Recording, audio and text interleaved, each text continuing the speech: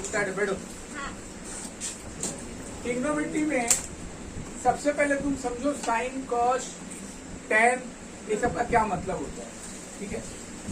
तो जैसे कि साइन, पहले तो ये समझो तुम कि लंब एक त्रिभुज में, ट्रिग्नोमेट्री मतलब सारा सवाल तुम्हारा त्रिभुज के ऊपर बनेगा, जितना सवाल है सारा सवाल त्रिभुज के ऊपर बनेगा, ठीक है। इसीलिए इसका नाम है त्रिकोणमिति। हाँ, अब ये जो ट्रायंगल है, इस ट्रायंगल में हम लोग इसको बोलते हैं लंब, जिसको इंग्लिश में परपेंडिकुलर बोलते हैं।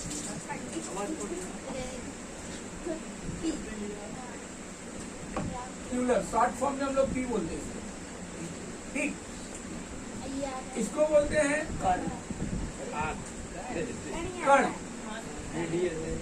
ये जो है ए बी सी में एसी हमारा कर्ण है, इसको हम लोग इंग्लिश में हाइपोटेन्सिस या हाइपोथेसिस बोलते हैं।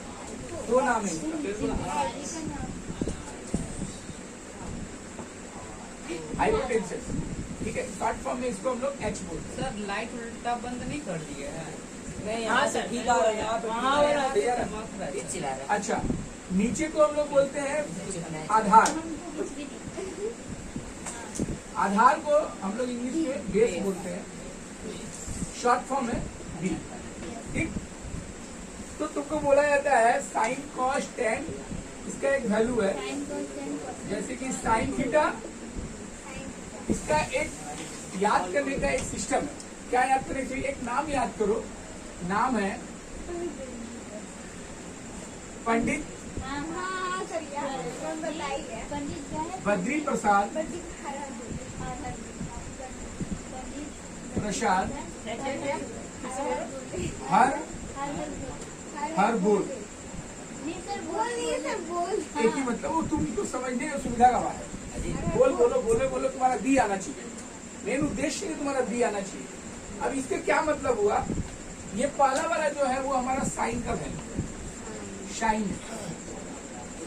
दूसरा वाला जो है हमारा कॉस है, तीसरा वाला जो है हमारा टेन है, ठीक है। कैसे? जैसे साइन थीटा का वैल्यू होगा पी अपॉन एच, पहला अक्षर क्या है पी, दूसरा अक्षर क्या है एच, तो साइन का वैल्यू होगा पी अपॉन एच। और पी का मतलब क्या हुआ? लंब, और एच का मतलब क्या हुआ? हाइपोटेन्सिस। तो यानी कि लंब बटे कर्ण। समझ में आ रहा है? अच्छा, उसके बाद कॉस थीटा, कॉस थीटा का वैल्यू क्या है? B upon H, B upon H यानी बेस अपॉन कर्ण, आधार बटे कर्ण, ठीक है। अच्छा, और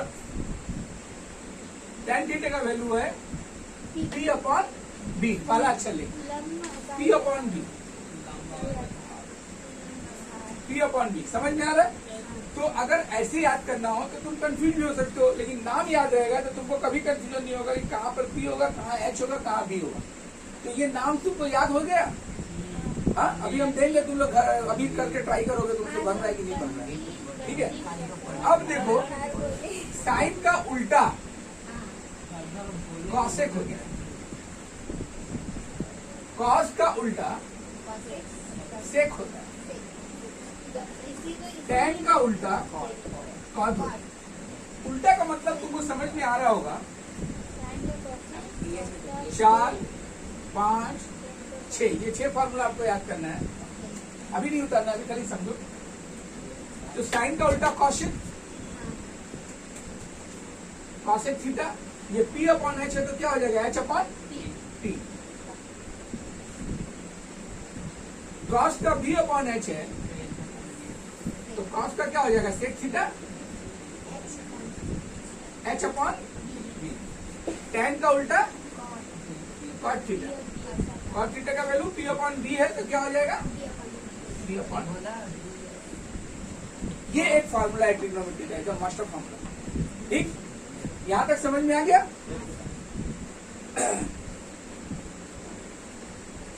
इसके अलावा जो फॉर्मूला है वो है डिग्री का, कि हम लोग डिग्री कैसे याद करेंगे, ठीक है।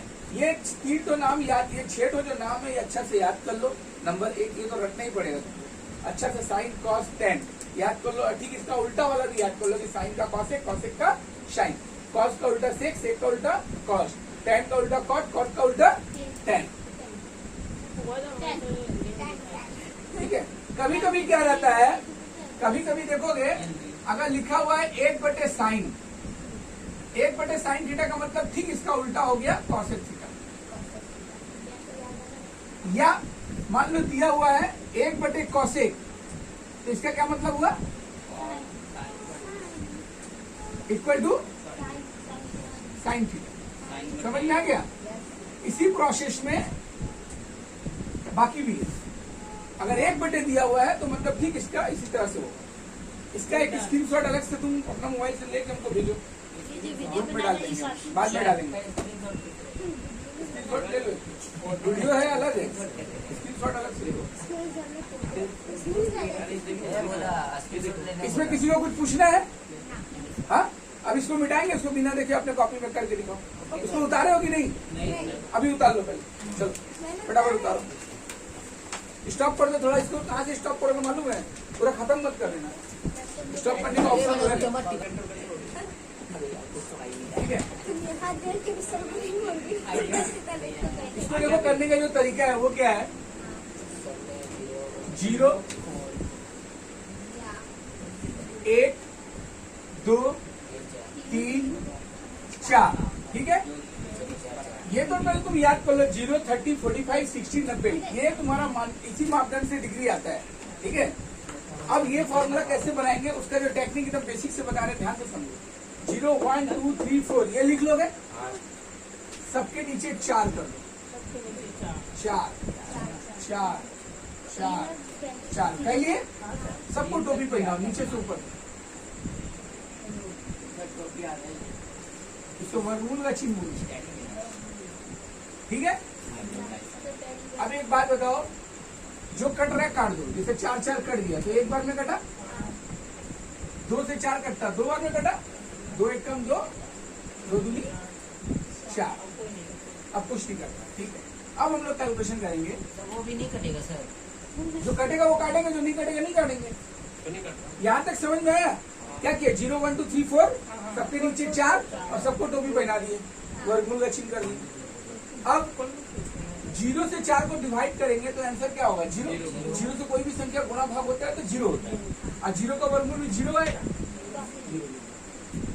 1 का वर्गमूल 1 और 4 का वर्गमूल 2, तो 1/2 वर्गमूल गायब। जब वर्गमूल कर लो तो वर्गमूल गायब हो जाएगा। 1 का वर्गमूल 1 और 2 का वर्गमूल चूंकि फ्रैक्शन में आएगा तो हम 2 का वर्गमूल लिखेंगे ऐसे।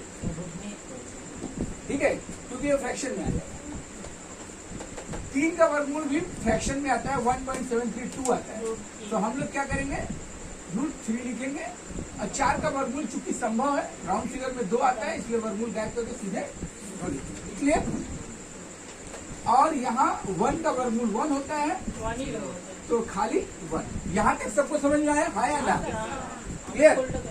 अच्छा, उसके बाद अब ये जैसे बाएं से दाएं गया ना, अब दाएं से बायां लिखेंगे। कैसे? लास्ट में क्या लिखा, 1 लिखो 1।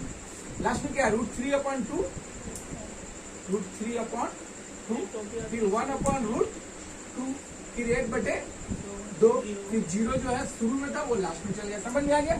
एक बाएं से दाएं गया तो दूसरा दाएं से बायां, मतलब पीछे वाला से स्टार्ट करेंगे, भर देंगे। यहाँ तक क्लियर है? अच्छा, 2 लाइन मेरा भरा गया। अब 10 का भरेंगे, कैसे भरेंगे? इसको थोड़ा ध्यान देना। 0 1 से डिवाइड किए, आंसर 0। इन दोनों को डिवाइड करें, फिर 1 0 को भी डिवाइड करेंगे तो आंसर 0। सेम संख्या अगर डिवाइड होता है तो आंसर कितना होता है? सर वो 1 होगा क्योंकि 1 ऊपर में है ना, इसलिए। अरे बेटा, 0 से कोई भी संख्या का गुणा भाग करोगे तो आंसर 0 है। ठीक है। अच्छा, अब यहाँ आओ।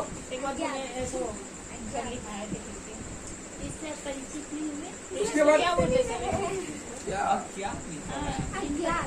अज्ञात, अज्ञात तो वही होगा वो। ठीक है, वो 0 लिखो या अज्ञात लिखो, बात एक ही हो।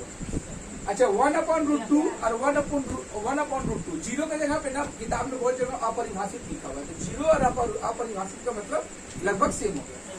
अच्छा, ये सेम संख्या है, सेम संख्या को आपस में भाग देंगे तो कितना बार हो जाएगा, 1 बार मिल जाएगा। तो इसका आंसर क्या होगा, 1। क्लियर। अच्छा, अब क्या बचा, बचा ये दोनों को जो टेक्निक है थोड़ा ध्यान से समझना है, क्योंकि यहाँ तुम डूब जाओ। इसको जरा ध्यान से समझो, एकदम गौर करके देखो। इन दोनों को जब हम डिवाइड करेंगे तो क्या करेंगे, नीचे नीचे कट गया, दोनों का हर कट गया, तो बचा क्या, ऊपर बचा 1 और नीचे बचा √3। समझ में आ गया? बहुत ज्यादा कठिन लग रहा है, नीचे नीचे उड़ा दिया। ठीक ऐसे ही यहाँ भी करेंगे, एकदम सेम। नीचे नीचे 2 कट गया, तो बचा क्या, ऊपर √3 नीचे 1। तो इसको क्या करेंगे ना, नीचे 1 लिखते हैं क्या, नीचे 1 नहीं लिखते हैं, इसलिए 1 नहीं लिखना, अदृश्य हो गया वो।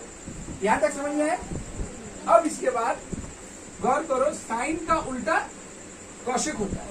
तो जो तुम्हारा ये 3 कवर हो गया, तो बाकी 3 तुम आसानी से कवर कर लोगे, सब उसका उल्टा लिखोगे। कैसे लिखोगे, 0 का उल्टा 0, 1/2 को उल्टा 2/1 यानी 2 लिखेंगे, नीचे 1 लिखते नहीं है। 1/√2 को खाली √2 लिखेंगे, नीचे 1 नहीं लिखेंगे।